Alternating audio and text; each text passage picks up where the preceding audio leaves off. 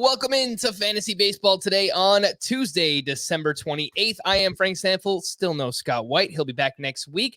Hope those who celebrate had a fantastic Christmas. And I love this time of year, of course, for the holidays, but also because you start to feel it. You feel fantasy football winding down and coming to an end.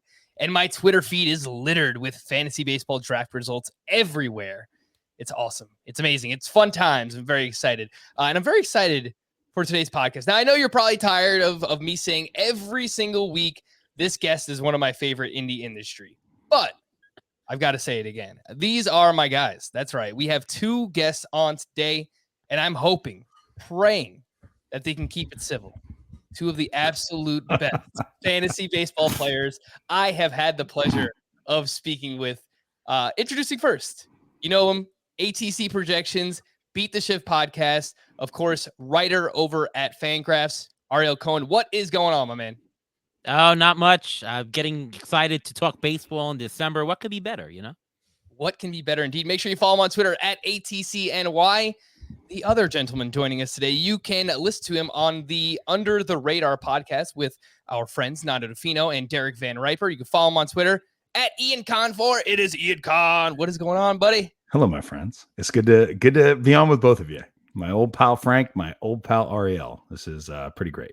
And for those who don't know, look, if you haven't listened to the Under the Radar podcast, what are you waiting for? But Ian has fun. He has fun on that podcast. And of course, does his he's also known for being General George Washington. And look, do great work there. And you have a lot of fun. You make these skits up together between like General George Washington and ARIEL Cohen. So that's why I thought it would be really fun to have you guys on both of you here together on the same podcast. And not only for those reasons, obviously, look, like outside of this, like we're all like good friends. And I really, really do respect you guys as fantasy baseball players, because what do we all have in common? That's right. We've all won the Tout Wars head-to-head salary cap league, formerly known as auction as well. So I thought that would be the crux of today's show. I mean, we're going to do salary cap draft strategy. We're going to talk about a few players a little bit later on, how to quantify their value right now. ARIEL and I had a great conversation. We went out to lunch recently, and we talked about Jacob deGrom and how to value him right now. It's very early in the offseason, but people are drafting. So we'll talk about that. And of course, we'll have some ADP battles later on in the podcast as well. But Ian, we were talking beforehand, and you mentioned there was a few things that you know about the Tout Wars head-to-head salary cap draft that we've all won it. So if you'd like to reveal those things. Well, what's interesting about it is in my first year in the league, I came down to Clay Link and myself in the finals. So that was my first year in the league. And Clay had been in the finals the year before against Jake Seeley. And I was very lucky in that last 2 weeks, and won the championship in my first year. The second year in the league, which was Frank's then first year in the league, ARIEL and I came down literally to the last game of the season. And it wasn't the same setup, but it was either ARIEL was going to win or I was going to win. And we tied, and ARIEL won on tiebreaker on points. And so he won the championship. So I went from champion in my first year to close runner-up in my second year. And then in the third year, I then moved to the 15-team Tout Wars and had some challenging luck, injury luck, challenging league too. But then in the third year, Frankie in his second year goes to the finals against ARIEL, and then Frankie wins in year 3, and ARIEL came in a close second. So it's just, I don't know, it's just something about it. It's like it's like you win it, and then you lose it tight, and then you win it and you lose it tight. And now if things were to stay, then next year a new player would come in and Frankie would come in second, but maybe it'll be ARIEL in the finals. But I think that's interesting that we've been on this path, and it's great because, I've known Frankie, I've known you for a long time now. I knew you back in the day when you weren't the big muckety muck that you are these days. So no, well, come on, you're a little muckety muck. So anyway, man. It's just it's cool. It's cool. I do miss that league. That was a fun league to play in, but I'm in a tough league now, and well, lessons learned.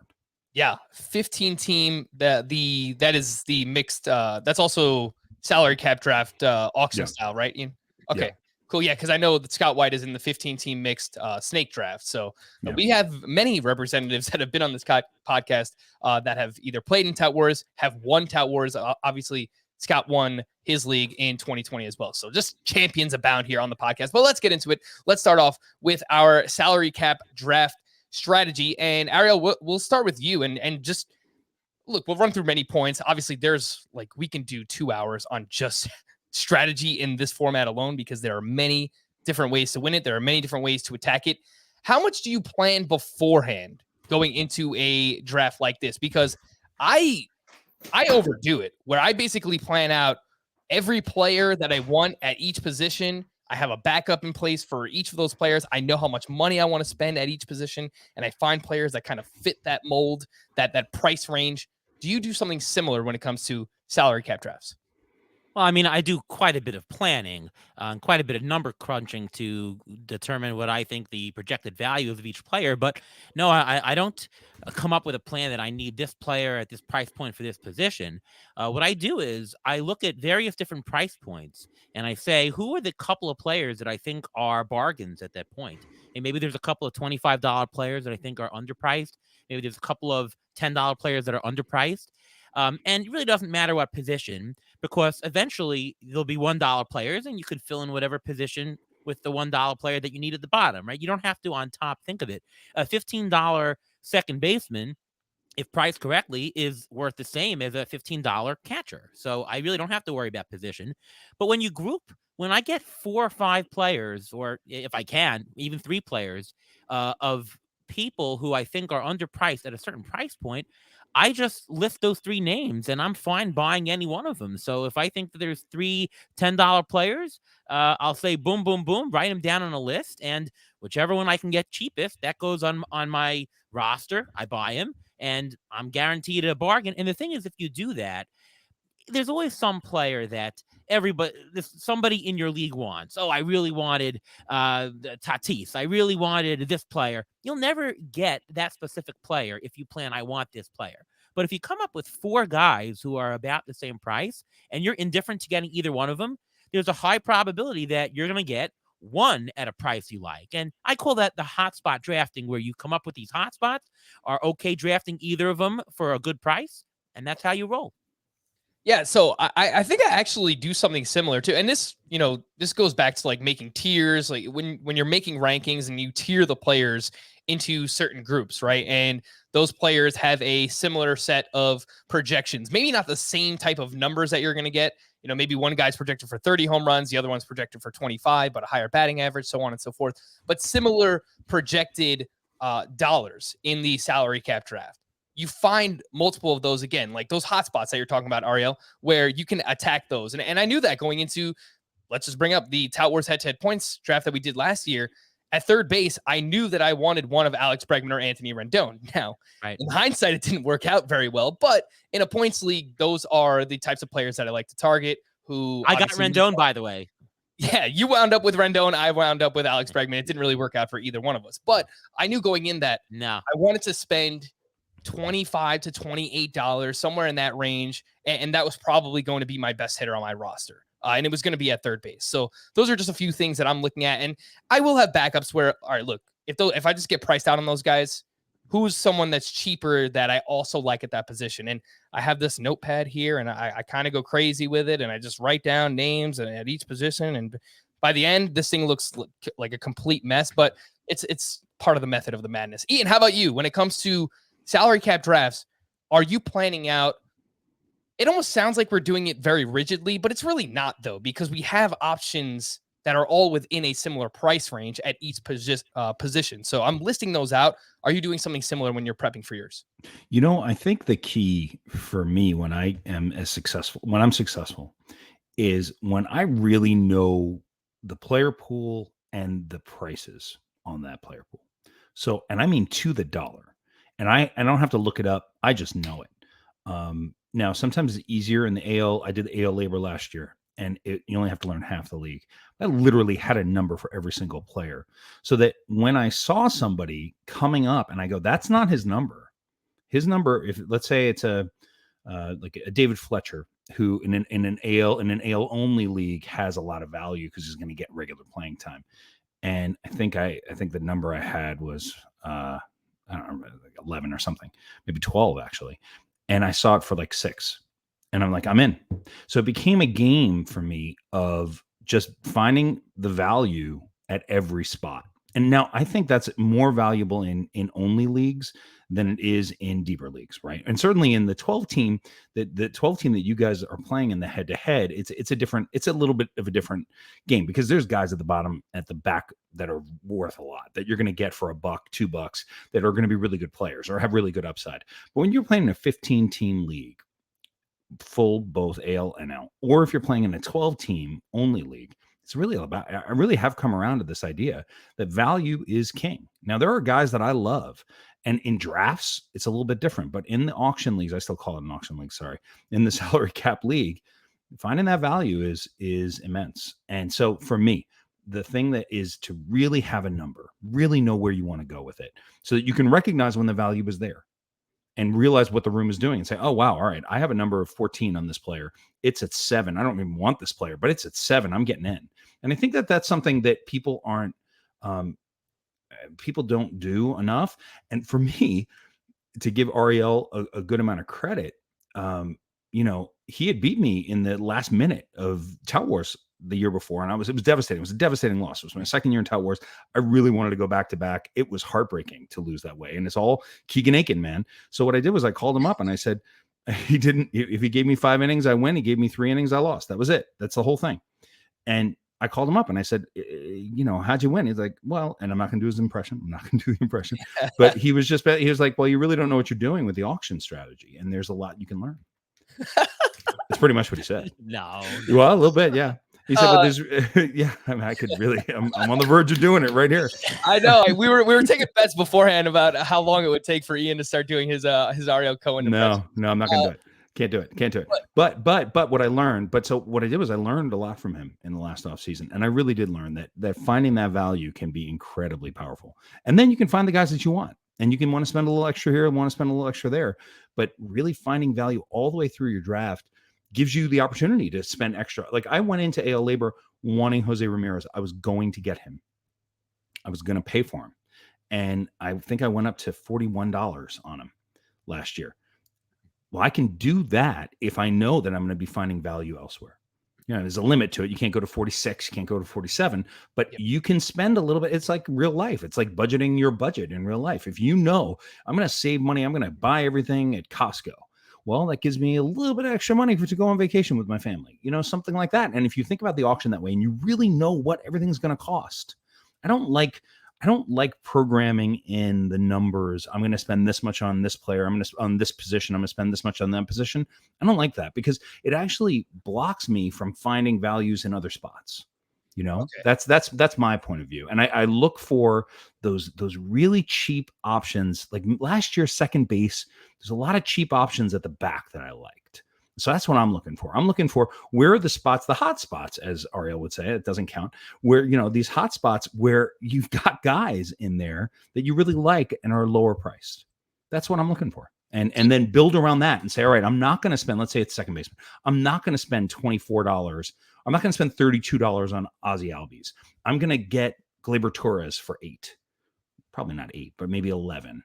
And I'm going to save that money there, and I'm going to use that in a more competitive place where I think I do have to spend that extra money, like at third base, which is, so that's how I do it. But again, it goes back to really knowing what your numbers are for your player so you can recognize it. Because when the draft is going, it's like being an actor and you're on stage in front of 1,000 people and you're like, oh my God, everyone's looking at me. I got to be, you got to be grounded. You got to be centered. And if you know your numbers going into the draft, then you're like, oh, okay, wow, I'll just take that right now. Also, the other thing I would say is bid more often. People they're like, oh, I don't want that guy. It's like, I want everybody until I don't want everybody.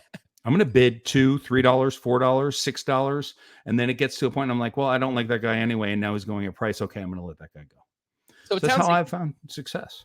So it sounds like you're a little bit more just free flowing when it comes to your drafts in that way. I mean, it's like sometimes you'll have a target because it sounds like, Jose Ramirez, as you mentioned, you said you're like, I'm going to get this guy.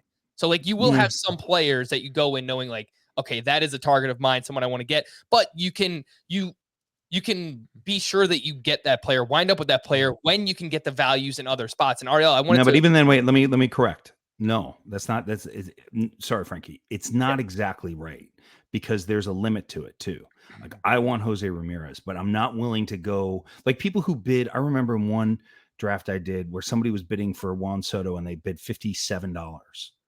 It's like, don't do that, because what is he going to bring you back? He's not going to bring you back $57 of value. It's just never going to happen. So like there is a limit to it, but I'm going to want to buy one expensive player, and hopefully it'll be that guy. I mean, Jose Ramirez made a lot of sense last year and was a lot of value last year in an AL only, because he had got the at-bats, he gets the RBIs, he gets the stolen bases, average. There's a lot of things to keep in mind, but that anyway, I just wanted to be clear that it's not I go in and I'm going to get this one guy. I think I used to play that, but I would never go too far with it. I mean, you made note, I don't spend over $30 typically on a player. Yeah, of course. Like that. And I didn't mean to imply that like you're going to get a player no matter what. It's just, within reason. Okay, if I have to spend $3 to $4 over what I have budgeted for Jose Ramirez to ensure that I get him, but I know that I have value in other spots, it's more feasible. Not that you need to, like, I'm going to get him no matter what he's going for, $50+. Like, no, I mean, you have to have a plan, and you have to live within that plan as well. And Ariel, I want to throw this back to you, because I know last year there were corner infielders, the so-called boring corner infielders, that you were all over. That, you mentioned these guys are going to go for $1, and they were Joey Votto and they were Eduardo Escobar, and you were all over these guys. And I wanted to give you credit for that. But knowing where you're going to get that excess value later on, or I guess even early in your auction salary cap draft, if you throw those guys out early, then it allows you to maybe spend over a little bit, if there's inflation within your salary cap draft, which I think happens in most drafts. People just don't really talk about it.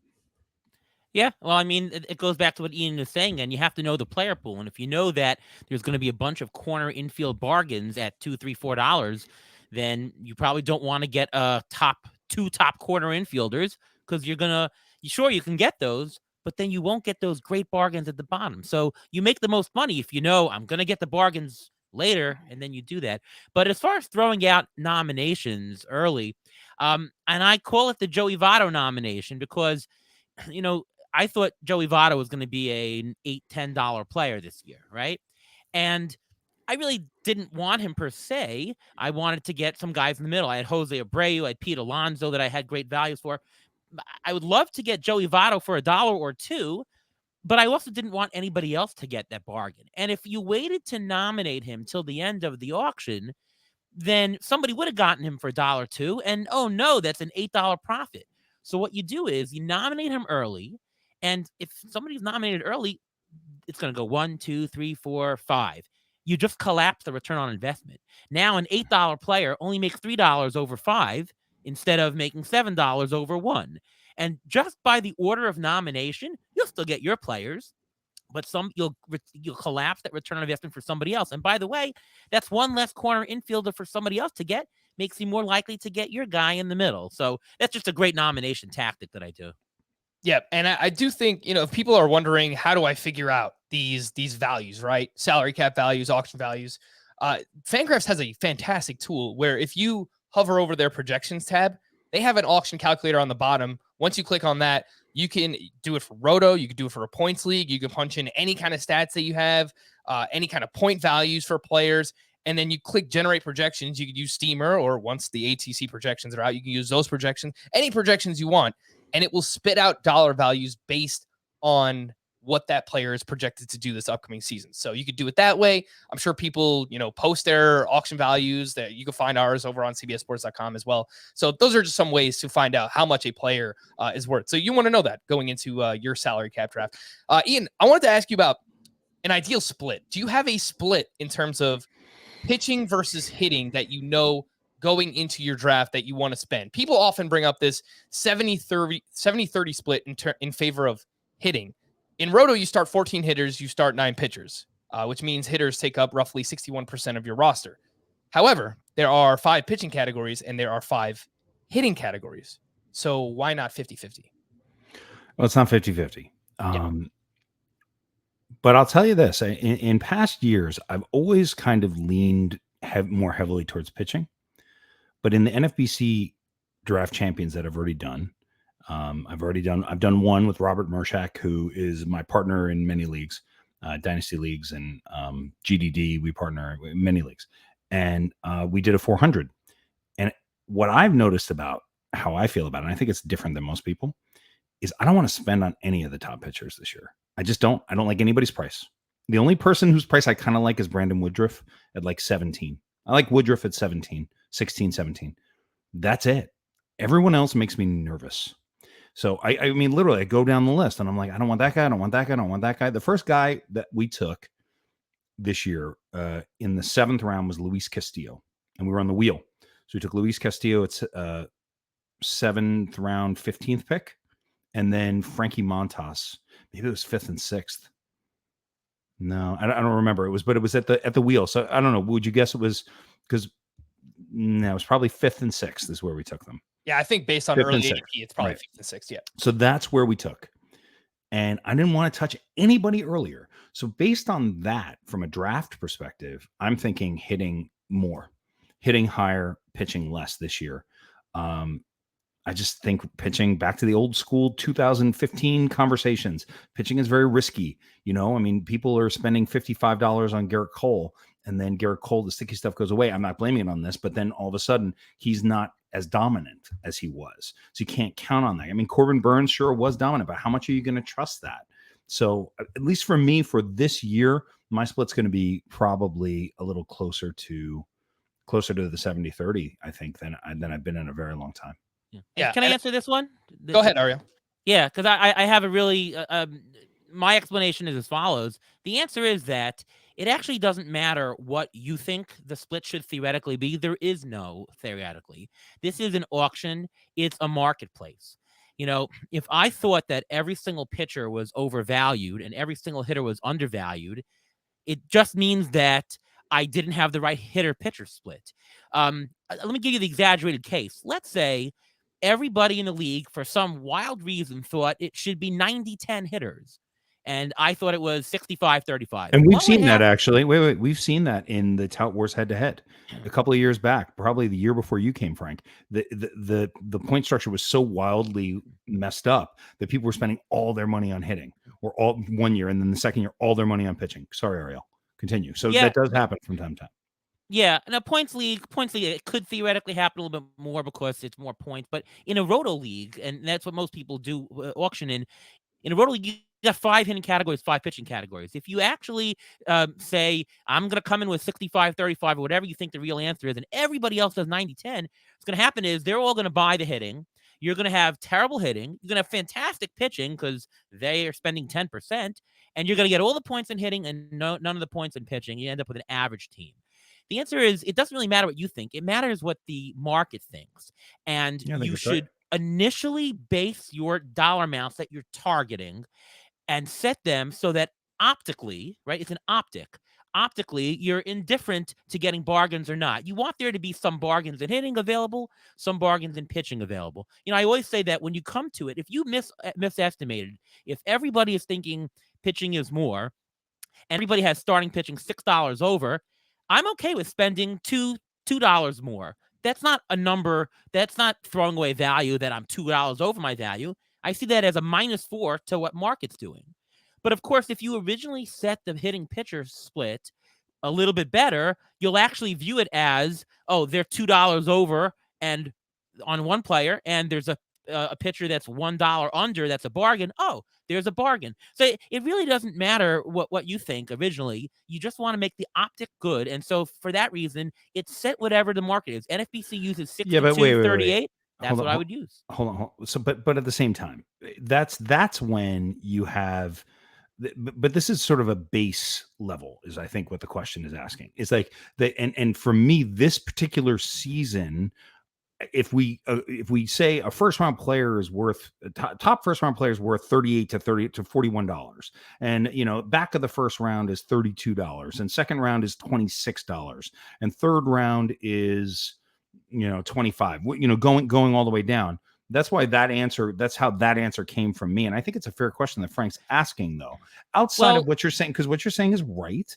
And you have to be, and that's part of what I was talking about staying like supple but there's a difference, Ian. So your idea is to distribute the pitching differently. Instead of going top heavy and then having some guys on the bottom, you're deciding to spread the pitching in the middle. But there's going to be a total aggregate value of pitching. And you're still going to want to get to that, and that's still going to want to be close to what the market does. So you can value pitchers to the market and still say, I don't want the top guys; they're too risky. I'm going to go for the middle guys, but set your actual starting amount towards the market. Is what I'm saying.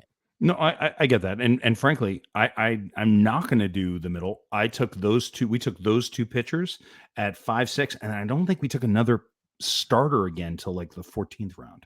Like we really hitting. And it's just, what it comes down to is I paid last year, I had a number for Shane Bieber in tout 15 team auction.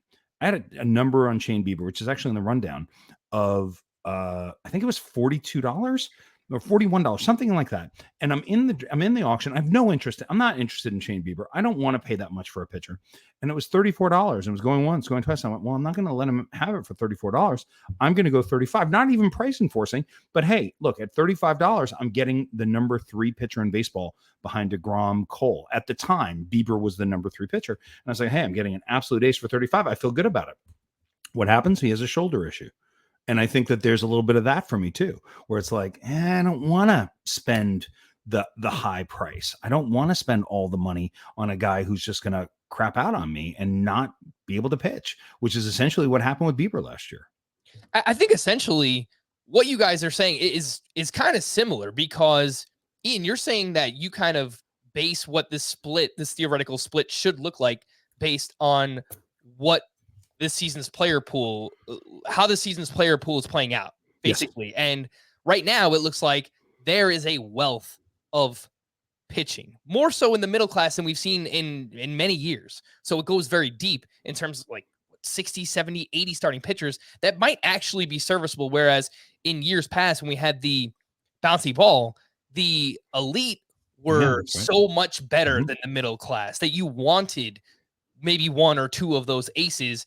And Ariel, what you're saying is basically to set the split to what the market is. And if but Ariel's also, but he's also playing. This is high theory stuff. That's my argument. Is that for this show? Just let me finish the thought. That it's just pretty high theory stuff that you're sharing. That it's going to require for someone. I mean, just us talking salary cap is awesome, and I think people should try to get in as many auction salary cap leagues as they can. But it's just you're talking like Kasparov chess at this point. So like you're like when they do this, we do this. It's like I'm trying to. All right, so I'll say one other difference though. I'm talking about what you should set your prices when you're looking at it on a sheet. What you're doing is saying, given that's true, I want to tilt and spend a little bit more. So you might be saying, I'm going to spend 70-30, but what I'm saying is on your sheet, you should look at it as 62-38, what the market does. And that's okay. Like when I actually bid, I say, you know what? I'm not that good in pitching, let's say. So I'm going to buy more pitching just because I'm a better hitter evaluator. And so I'm going to give a little bit more oomph. It's okay to veer off of it for what you buy, but I'm talking more about what you should put on your sheet to start you as a base. And maybe you're right about that, because for me in GDD, I mean, I seem to be able to pick the pitchers. And so for me, I'm finding myself light on power sometimes. Right. And so I'm going to make an adjustment for that. I'm light on average. Right. So, I can pick the pitchers. So I trust myself to pick the pitching, and finding the Robbie Rays of last year, the Frankie Montoses last year, those guys anchored me in AL labor. But, everything anchored in AL labor. So that wasn't the issue. But in other leagues where GDD, where I just didn't have the firepower on the bat side. And so I guess I'm making an adjustment for that. It's, something that we do, we're like, maybe I need to bring a little bit more of the bats. I'll bring some bats. There you go. I did a different kind of impression.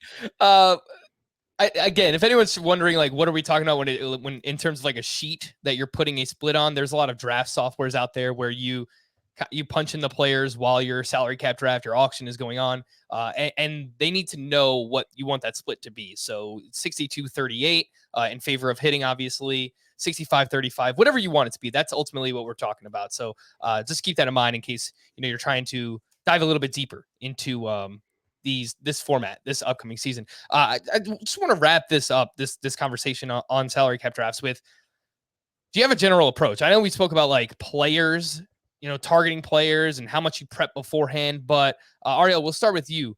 And it seems like I've learned this from both of you guys. Again, super smart players. I saw how Ian won in GDD, which is a 15-team roto draft that we do together. And then I saw how Ariel won Tout Wars.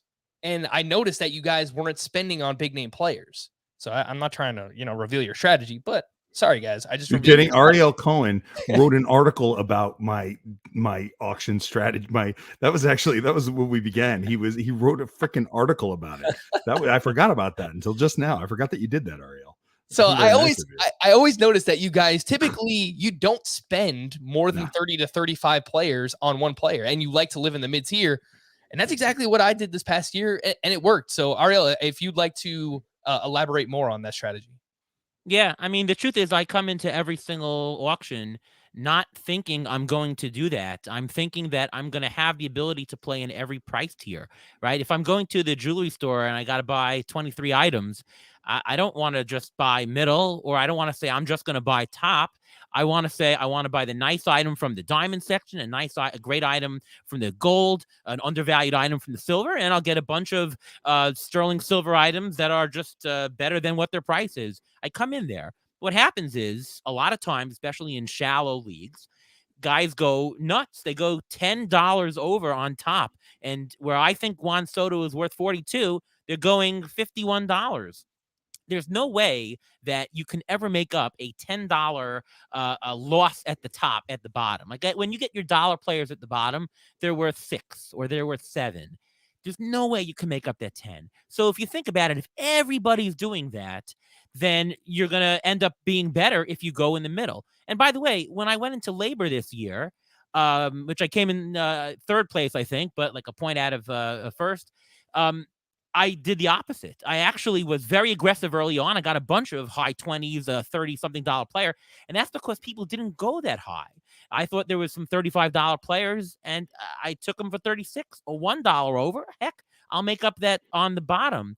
So it really depends on very early on in the auction how fierce the intensity is. And if you think that things are going just $1 or $2 over, you pounce on it and you take those high dollars and you'll get the dollar picks at the end. But if you see that they're crazy at the top, you have to have the patience and the real fierce stability to say, I'm just going to sit it out. And Tout Wars this year was so extreme that I think I had like 1 or 2 players over 20, and then 16, 17, 15, 15, 15. And it's just where the value was. The value was in the middle, and in labor, the value was at the top. So you got to be flexible, and you got to see where the bargains are. That's all I can say. It's such a unique format too in that way, Ariel, because while you want to be aggressive early, obviously you have to do it within your price restraints. You also need to be patient too. So it's just so unique in that way. Because I remember at the first intermission that we had during this draft, I think I had 1 or 2 players, and like same here. Everyone's looking around like, all right, well, it's Frank and Ariel going to buy anybody, and right. I had. And then you ended up as the champion in the second place. Yeah, there you go. But there's a psychology to it, right? Right. I look at it from as a trained actor for many years. There's a feeling that happens when the draft starts. Everybody's psyched. They've been working on this. They can't wait to go. Let's go. Come on, I can't wait. And the players start showing up, and people are going to bid. They want to get a player, and they've got a guy they want. And you're going to see that number. I think that's probably where it comes from. Same thing with me. Like my buying Shane Bieber for $35 last year is very out of character for me, but it was such a good value that I was like, I'm in. Somebody's going to come over the top of me for sure. But I think that's psychology. If you can be wise enough as you're in the beginning of a draft, whoever you're playing with, whether you're playing industry guys or you're just playing with your friends and you got 14 other guys, and you can say, wow, everyone's going nuts.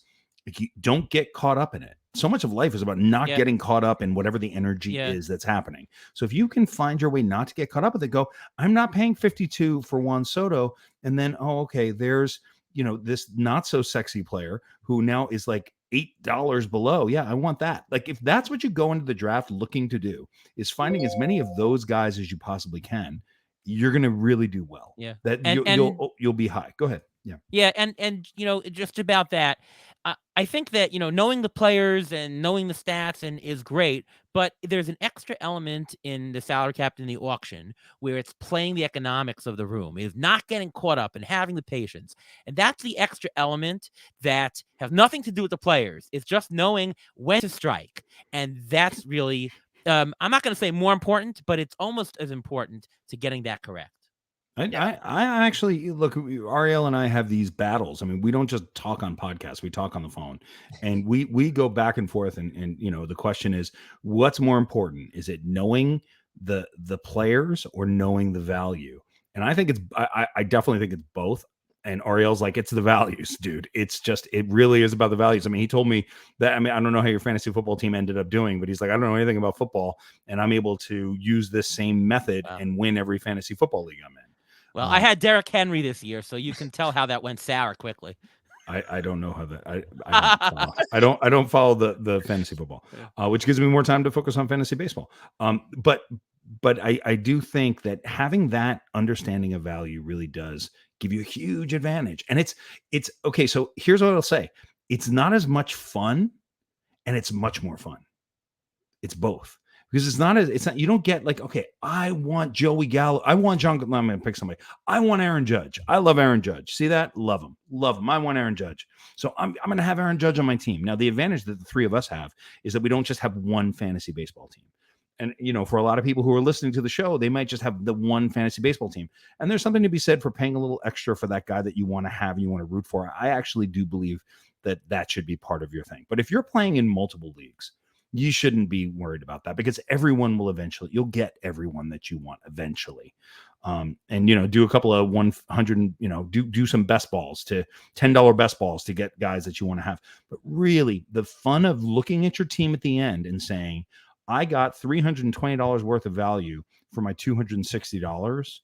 That'll be more fun, because at the end of the season, you're going to be either in first, second, or third place. And that's a lot more fun. It's a lot more fun to have the fun of the season than it is to have hey, I got my guy on the draft night.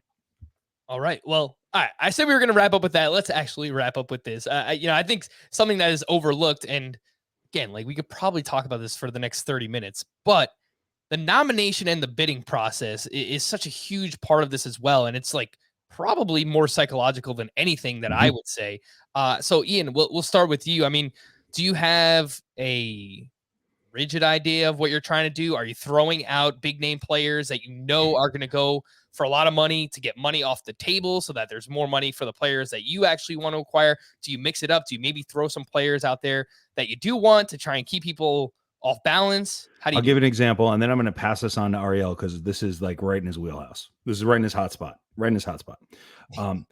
I made a move in GDD this past year which kind of shows that I kind of didn't do great, even though I think I finished the season, fourth, something. Fourth. Good. All right. Fourth. Out of 15, not terrible. Good league. I decided that it's a daily league, which is insane. And I decided I was going to get Shohei Ohtani, who I had almost everywhere last year, except for AL Labor. I didn't have him, which is crazy. But I had him almost everywhere else. And I was determined to get him in GDD, because the value of being able to use him in both slots as a hitter every day and then as a pitcher, I said he's going to be a $30 hitter and he could be a $25 pitcher. Well, he wasn't quite a $25 pitcher, but I was intentional. I was going to get him. So what did I do? And Ariel was like, why'd you do that? And I almost did the impression, but I didn't do it. What I did was I put out DHs every time.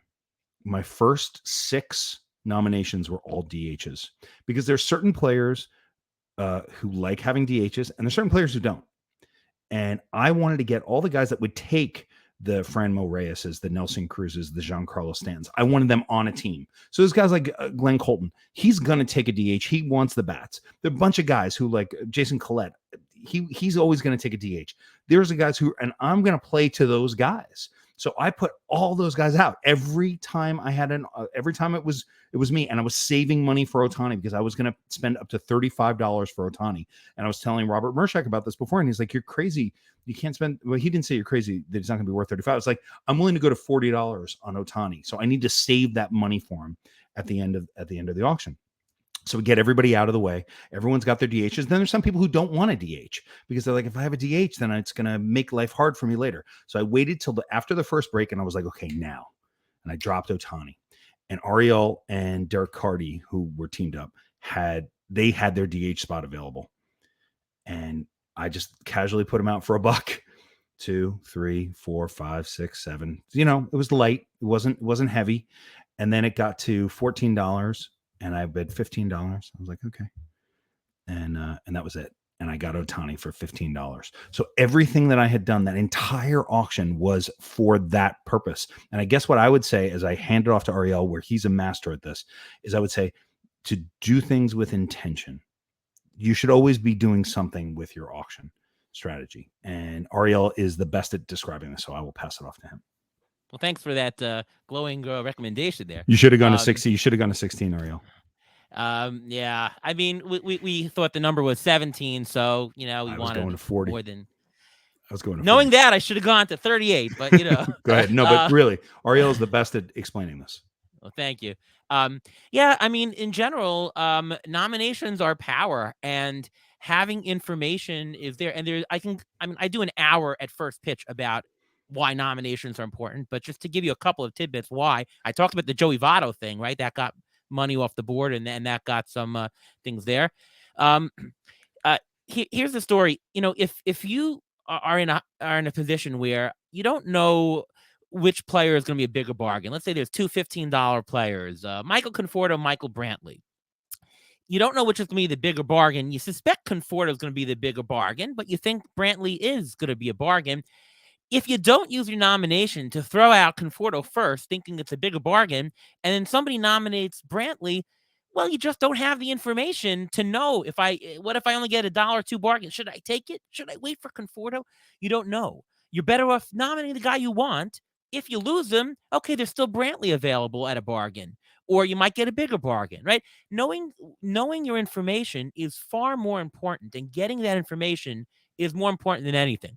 The only thing I would say is that if you have just bought a lot of players and you're lower on money, you do want to throw out people you don't want that are high priced to get money off the board. Because essentially, just as I talked about with the jewelry store, you want to play in every category. If you have far less money than everybody else and you got to save money, you won't be able to bid in the next 10 players. So you don't want that. You want to have an equal propensity to buy anything at any point in the auction. And if anybody comes up, be ready. So you want to stay somewhat in the middle with your money. In that case, you should throw out somebody that you don't want. But in general, you should try to throw out the guys that you need information for. Now, you don't want to do this every single time. Give it away, but 2-to-1, 3-to-1 ratio, some kind of thing to keep people honest. But in general, you want more. Of course, in the first round, if you think everything's hot, throw out somebody who you think is overpriced because you're not going to bid that high price. Sure. But I mean, in labor this year, I got out Tim Anderson and I put him up at $16. I thought he was worth 20 something.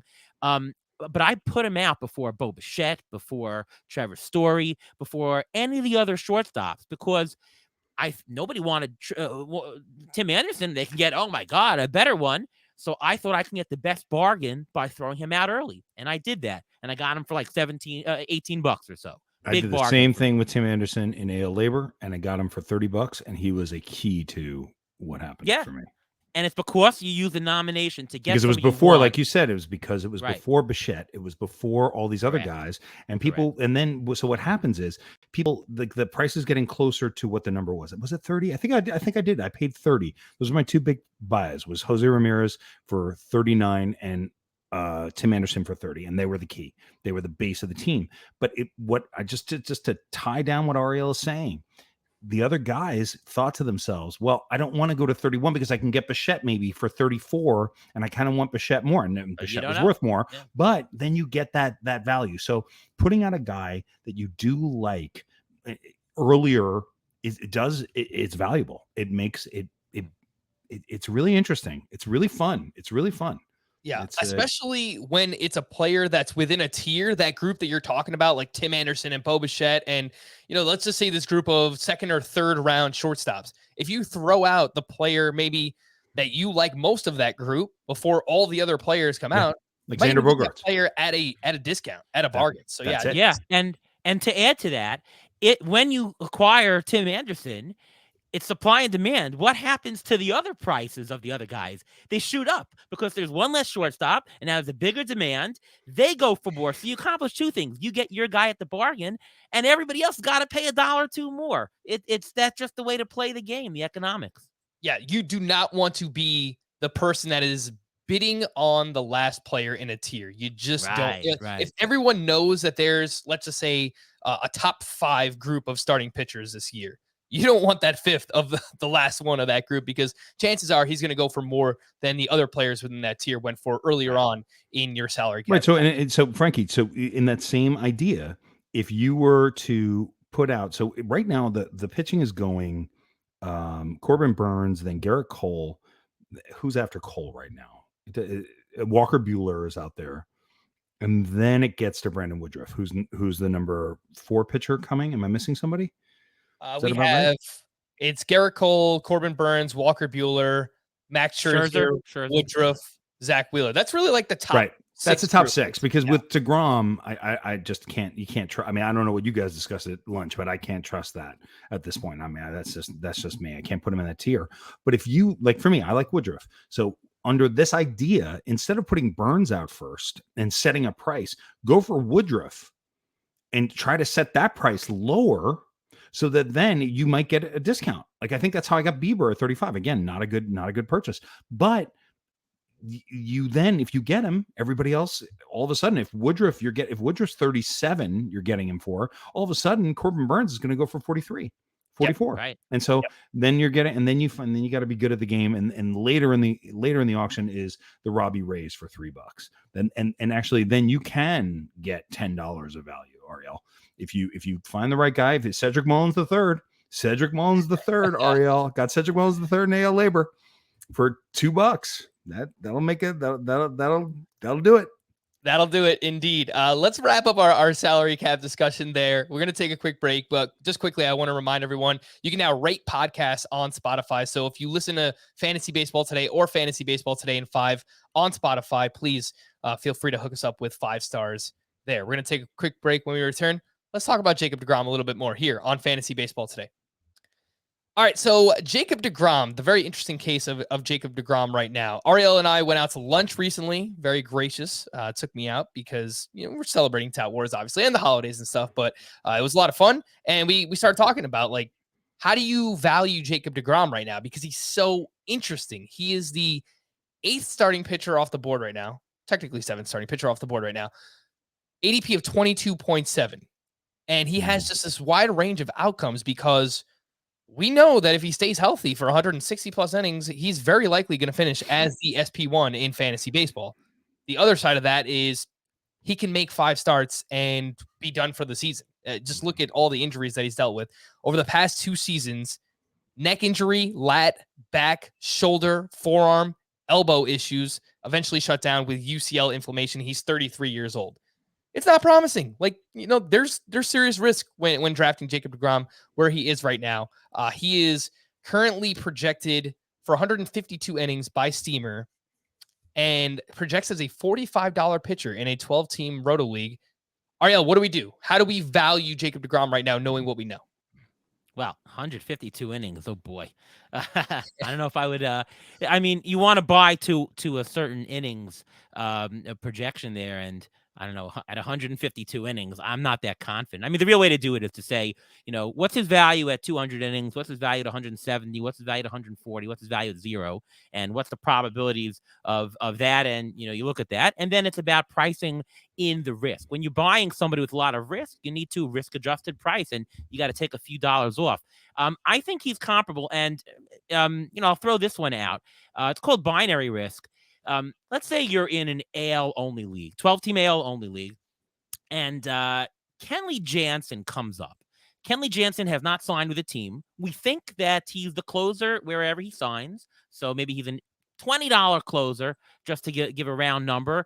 But if he signs in an AL league, he's 20. If he signs in an NL team, he'd be worth 0. The question is, what would you pay for him in an AL-only league? If you say $10, that might be true in the long run, But in a short season, when you need one season worth and it's 20 or 0, you can't just pay the average. You need to get a risk discount on that. And I calculated with a standard deviation. It's a lot. It's a $3-4 discount. You need to pay only like around $5-6 to roster a $20 player with that much risk. I think the same is true for deGrom. I think that you need to bake in another $5 off of whatever price it is. And if the price comes up that he's $25 on average with the innings, you need to buy him only at 20, which means that you ain't getting deGrom this year. The only thing I'd also say that came up, I was talking to Ron Chandler on my show. You're going to see in home leagues, deGrom is going to be priced a lot lower than he is in the NFBC. And the reason is that in the NFBC, there's a lot of power drafters who they don't just have 1 or 2 leagues that they're in. They've got 10 or 15 leagues that they're in. And they're going to say, just like Ian said, well, I'm going to draft this or draft. You know what? I'll take a shot at deGrom here. I want my deGrom share. I'm going to have one team with deGrom. And the thing is that if half your league in the NFBC are power drafters, somebody is going to say, I'll pay more, and that'll be my share of deGrom. So that's going to push up his price in the NFBC with the power drafters, but he will be a little bit lower in the home league. So I think that you have a better chance of getting a better price in a home league than you would in a more competitive league for that reason. Don't be scared by the standard deviation of what he said. Don't get scared by that. If you're listening at home, don't be nervous. Like if you hear everything else, the standard deviation makes you a little nervous, but everything else makes a lot of sense. Just stick with the train of thought. If we just go based on the ADP right now, it's 22.7 for Jacob deGrom. So if you play in a 12-team league, that's a late second rounder. If you play in a 15-teamer, that's the middle of the second round. So normally I think that would price out as a $30 player, somewhere in that like 30 to 35 range. And based on what Ariel just said, you need to bake in more risk than that. You need to get a discount based on that. So if you have him priced as a $30 player based on his ADP right now, then you need to tell yourself, all right, I'm not spending more than $25 on Jacob deGrom based on the risk associated with him, which means you're probably not going to wind up with Jacob deGrom. Wait, you know what? I'm going to say one thing, though. I want to add in one thing because it didn't occur to me to have deGrom. You call him deGrom, right? Is that what you call him? You call him deGrom? Is that what I'm saying? No. That's Ariel. He calls him Jacob deGrom. What do you say? I think I say deGrom. Maybe it's deGrom. Yeah, I don't know. Yeah, but we don't like him in my family, by the way. All right, that's my my wife. Fan. What do you mean you don't like him? My wife took the kids down to Mets spring training, and he came God. over and can I have an autograph? And he would be like, no. All right, but okay, fine. With deGrom, I don't like him. Okay, I understand. You're still a Mets fan. deGrom. Okay, but here's my thing about deGrom. I just want to throw this out there, if you don't mind. I'm going to throw this out. I'll say this: in a 15-team league, I'm not getting him anywhere. I'm just not. I'm not going to pay for him. I'm not going to buy him. I'm not going to take him at 23. It's why he's like one of the main things. Like Wheeler, I guess at 25, 26. I guess I could be sort of suckered into that if he falls to 26, 27. I could be suckered into Zach Wheeler. I hear enough. There's enough good stuff about Wheeler. But if it's a 12-team league, that might change my thinking a little bit on the risk assessment that I would give with him, because in a 15-team league, if you lose $28 worth of value, you're screwed. I mean, you're not fully screwed, but it's hard to come back from. But with the 12-team, because the numbers are there's so many people are doing stars and scrubs, there really are a lot. There's always guys on the waiver wire who are going to be good. Like always, there's always somebody on the wire who has every day at bats, who's in the rotation, who has upside. I still wouldn't. He wouldn't be on my board in the first 2 rounds in a 15-team. But would he be on the board for me in the middle of the 3rd round of a 12-team, somewhere around 30, 31, 32? Maybe. I'm just putting that out there. He's not a conversation for me at 22 or 23. Ariel, you're the numbers guy. Does that make sense what I'm saying there? Does that? Yeah. 100%. The shallower the league, the more you can take the risk, because the replacement level of the waiver wire then becomes higher. Certainly. I would say, though, that I think what you say is true in a draft. I think in an auction, it's not, because his price will go up in an auction, whereas in a draft, it probably won't as much. Does that make sense? Maybe. Exactly what you just said is why I've personally never wound up with Adalberto Mondesi, a very polarizing player in his own right, but much more likely to take him in a 12-team roto league than a 15-teamer, because the replacement value, that this guy is going to miss time, and it's easier to make up that loss in a 12-team league versus a 15-team league. Hey, who has more IL days this year, Mondesi or deGrom? deGrom. I'm always like anything involving Well, the IL. I'm gonna say Mondesi. I'm gonna say Mondesi on this. Well, one. I'm not going to And bet a on guess. this year. It's a I'm not guess. going to make a bet on it. I will say the one time where Mondesi makes sense to me right now. Actually makes sense. He makes sense in a number of different areas for me, but most especially in NFBC draft champions. If you're going for the overall championship, if you want to win the overall, that's the kind of play you got to make, and you got to hit on it. And he's got to score with it. You know, it's like if I'm going to play in the World Series of Poker, I've got to take chances to get at a certain point. And if you're going to win the overall, not only do you have to be great in round 18, 19, 20, 21, 22, you got to be great all the way through. But you got to hit on a guy like that, because what he does, let's say he did play 160 games. Sorry, that made me laugh just saying it. But let's just say that he played at 160 games. He would steal you 65, 70 bases, I believe. I mean, and because he's running that much, he won't play in that many games, but he really does have ridiculous fantasy baseball upside. Can I ask you guys a question about a player that is not on the list? Sure. I really am finding myself getting Jorge Mateo everywhere. Like, I want him. Is he still on the Orioles roster? Yeah. Yes, he is. And to me, he showed something last year in the 4 weeks that he was playing every day. And I can see him playing third base. I can see him being an Alberto Mondesi style difference maker in fantasy baseball. I'm pretty sure he's still with the Orioles.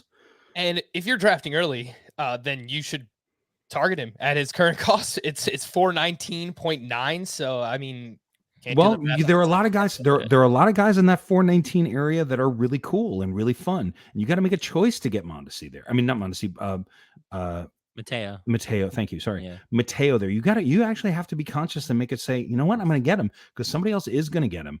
And I just want to throw that out there. It's just a little under the radar guy that we're talking major pedigree. We're talking about a guy back in the day was going to be the next Billy Hamilton. Now, Billy Hamilton didn't turn out to be much, but if a guy can steal 45 bases for you that you're getting in the 22nd round, that's what I did. I believe we paired Mondesi with Mateo in that draft. So if we do lose the stolen bases from Mondesi, which we probably will, we do have that Mateo, and he could steal you 45 bases from the 20th round.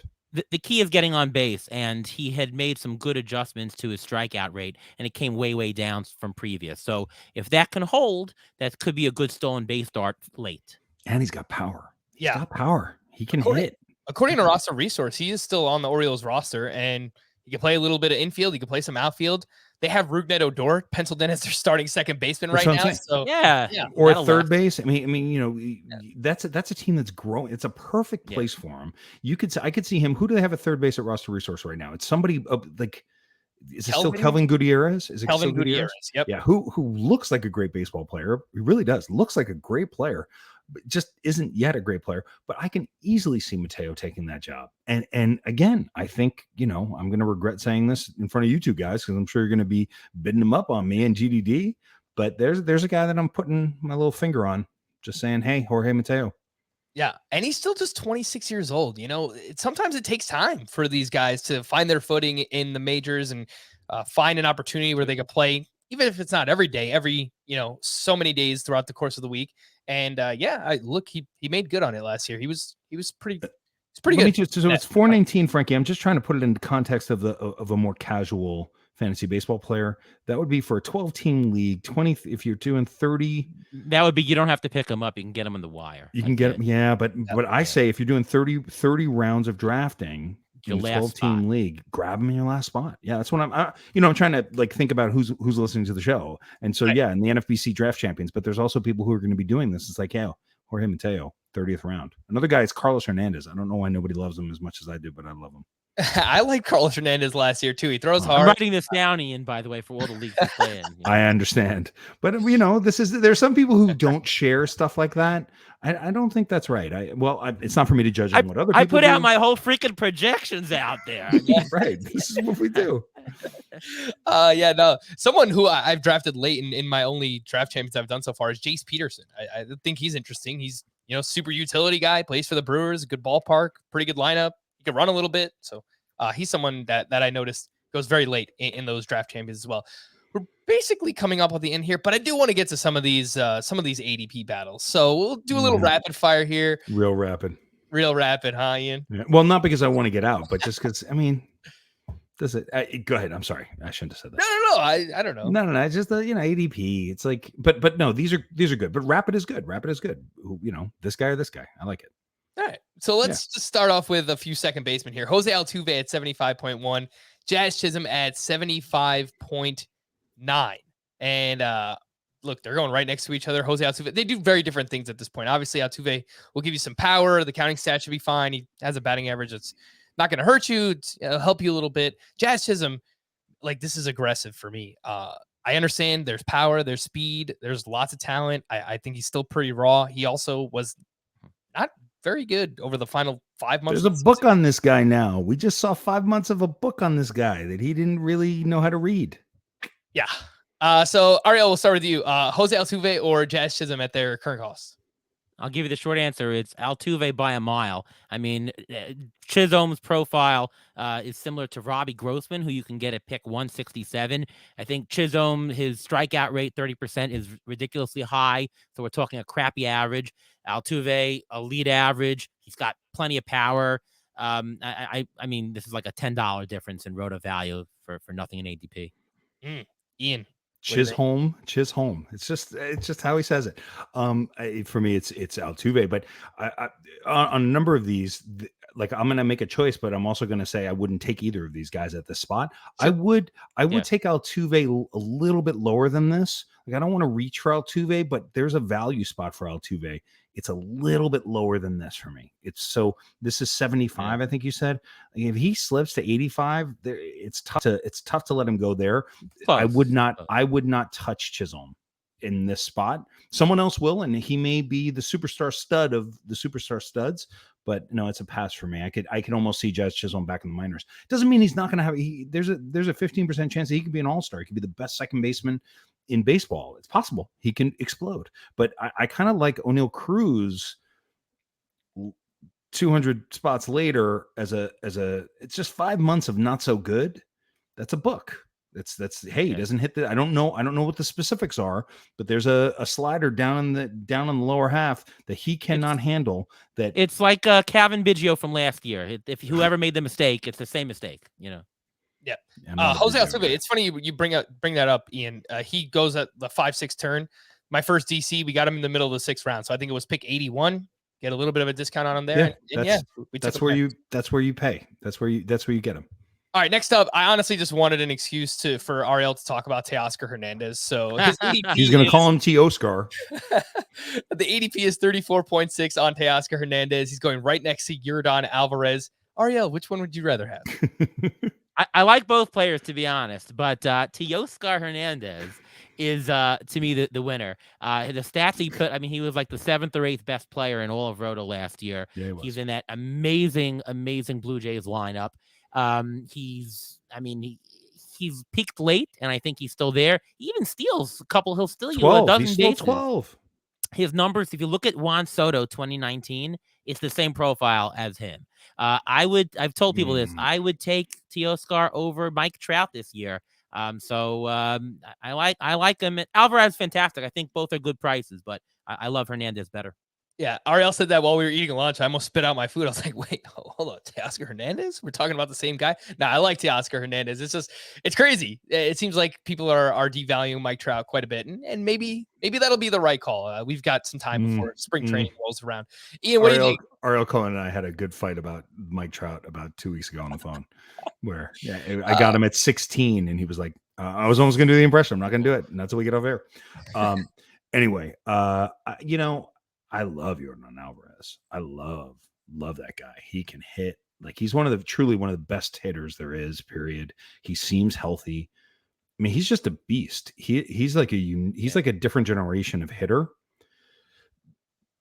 I'm going to say Yordan Alvarez.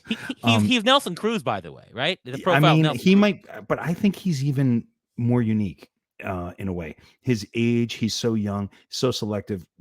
I just think he's an absolute monster, Yordan Alvarez. The only question is his knees. it could certainly creep back up on him. And the fact that he now has outfield eligibility, I love him. So if I was going to choose one of the two, I mean, but I love them. I love Jordan, so I'm going to say Jordan. Yeah. How about you, Frank? Who'd you take? And by the way, the nice thing about playing an auction is you can actually get both if you really wanted, right? Yeah, that's right. Which is why auctions are so much more fun than drafts. They're just so much better. Hey, look, even if you play in a snake draft, I think if you're at, the 2-3 turn, if you wanted to grab both of these guys, you could do that right now as well. For me, it's probably a cop-out answer. It is a cop-out answer. But in Roto, I would take Teoscar. In a points league, I would take Jordan Alvarez. I still for sure. I think there's still a little bit of strikeout risk with Teoscar Hernandez. I know he's lowered the strikeout rate each of the past 3 seasons. He's very phenomenal strides. It's been really fun to watch Teoscar Hernandez. Agree. Can I tell a quick dynasty story? Last year, right before the season, I was trying to get Ohtani everywhere. Before I traded for, in the 2 dynasty leagues I was in, I traded for Ohtani last year in the offseason because I was like, there's no better time to buy him because he's coming off the arm injury. He wasn't hitting. I was like, I'm just getting Ohtani everywhere. And I traded Teoscar Hernandez straight up for Ohtani in one league and felt like just a king. And now it's like the other guy's like, hey, I got Teoscar Hernandez, and so, there's value there. The other one, I think we traded Rob Mershak and I traded Tommy Edman and Leody Taveras for Ohtani in a dynasty league. Oh, jeez. I think there was another piece. There had to be another piece, but it wasn't. It was mostly Tommy Edman.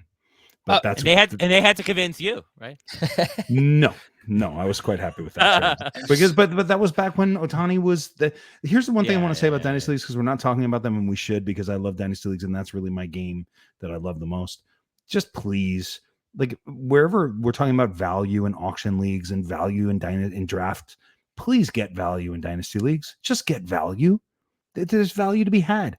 Go get the guy. Don't go trade for Teoscar Hernandez right now. That's not who you trade for. You don't trade for Mike Clevenger now. You traded for him then. You traded for Syndergaard last year. You don't trade for him now. Go get value. There's always value to be had. Like a guy that I'm trying to get is Tyler Glasnow, man. I want Tyler Glasnow in every dynasty league right now. There's no better time to buy him. Anyway, just want to throw that in there for dynasty lovers. No, that's totally fine. I have a feeling a lot of the people who are listening now, and they're probably diehard fantasy players, and some of them might be dynasty players as well. Ian, I haven't asked you about this, but I know that you love Ohtani, so I'm just dying to know: are you willing to pay the price tag this year? The ADP, it's right around pick 8. We're talking about a mid-first round pick, someone that you have to use in your utility spot. No. Can't do it now. No, I mean,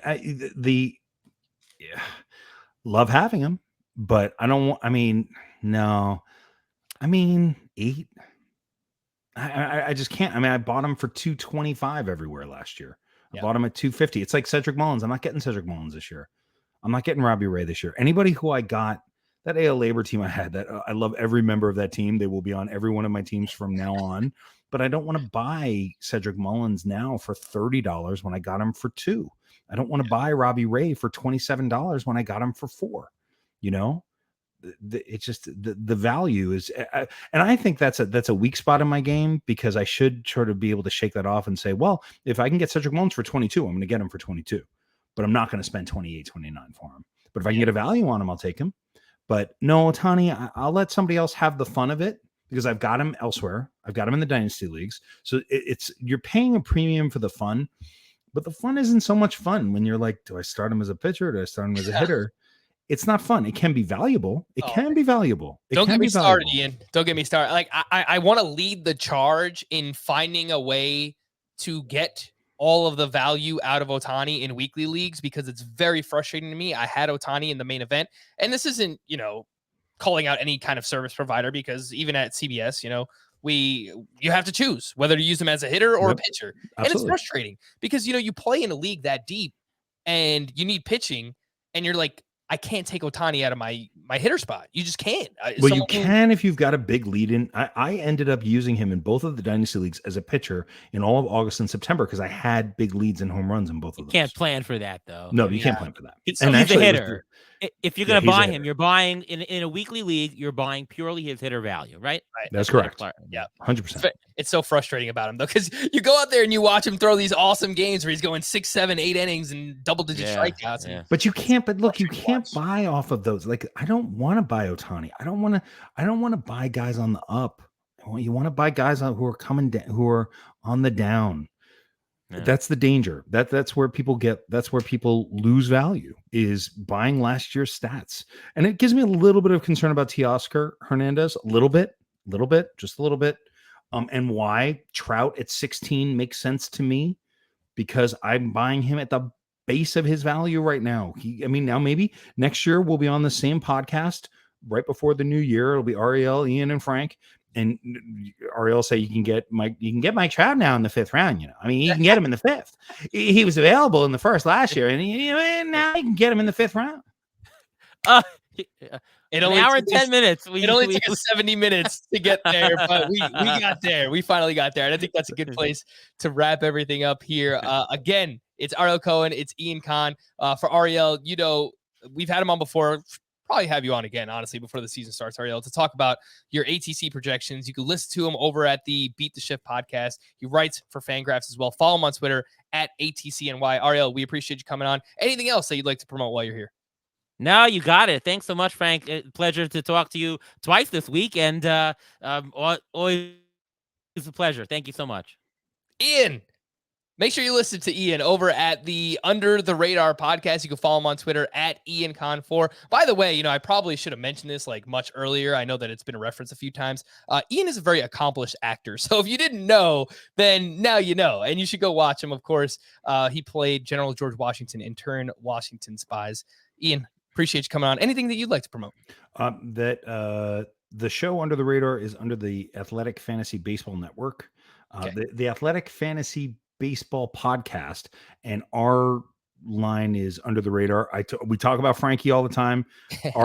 Ariel, I do a regular impression of Ariel on the show, that and actually do a conversation between George Washington. Although I did have a longer career before Washington as well, but it's certainly what I'm known for the most. But I do have a conversation between Ariel Cohen and George Washington. We did 4 of those episodes over the course of the season. It's always fun. Ariel's become one of my closest friends in this industry for sure. And great. And Frankie, man, love you. So proud of you for everything that you've been able to accomplish. So thanks for having me on the CBS Fantasy Baseball Today podcast. I mean, man, this is when I first started playing in 2010. I listened to that show with Nando DeFino, Scott White, and Al Melchior. And that was the podcast. So it's always, it's always a little bit of a thrill when I get to be on your show. So thanks for having me, Frankie. Same here. Yeah, 100%. I appreciate those kind words, man. It feels like every guest that we've had on recently, they say something similar to that. And it's still a really surreal experience for me. Just, 100% transparency. The fact that I'm here and I'm doing this, it's awesome. And to have people like you guys on to talk to some of the best in the industry, that makes it all the more better as well. For Ariel and Ian, I am Frank. Thank you all for listening and watching Fantasy Baseball Today. We'll be back again on Thursday. Bye-bye. Bye.